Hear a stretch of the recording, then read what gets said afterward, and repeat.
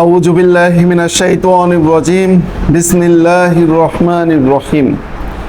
হযরত আব্দুল্লাহ ইবনে আব্বাস রাদিয়াল্লাহু তাআলা আনহু থেকে বর্ণিত, রাসূলুল্লাহ সাল্লাল্লাহু আলাইহি ওয়াসাল্লাম তার শক্তিধর মহান প্রতিপালকের পক্ষ থেকে বর্ণনা করতে গিয়ে বলেছেন, নিশ্চয়ই মহান আল্লাহ সৎ কাজ ও অসৎ কাজ লিখে দিয়েছেন। এরপর তা সুস্পষ্টভাবে বর্ণনা করেছেন। অতএব যে ব্যক্তি কোনো সৎ কাজের ইচ্ছা করে তা করেনি, তাকে আল্লাহ একটি পূর্ণ নেকির সওয়াব প্রদান করেন।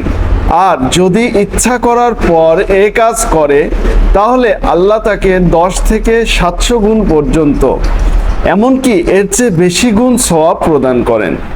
আর যদি কোনো গুনাহের কাজের ইচ্ছা করে তা না করে, তাহলে আল্লাহ তার বিনিময়ে একটি পূর্ণ সওয়াব লিখে দেন।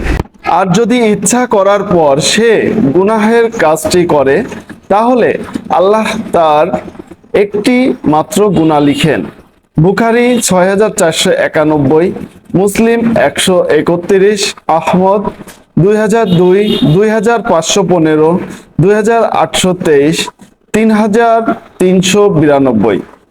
আল্লাহ তাআলা সকলকে ভালো রাখুন, সুস্থ রাখুন। ভিডিওটি ভালো লাগলে লাইক এবং শেয়ার করে অন্যকে দেখার এবং জানার সুযোগ করে দিন। আল্লাহ হাফেজ।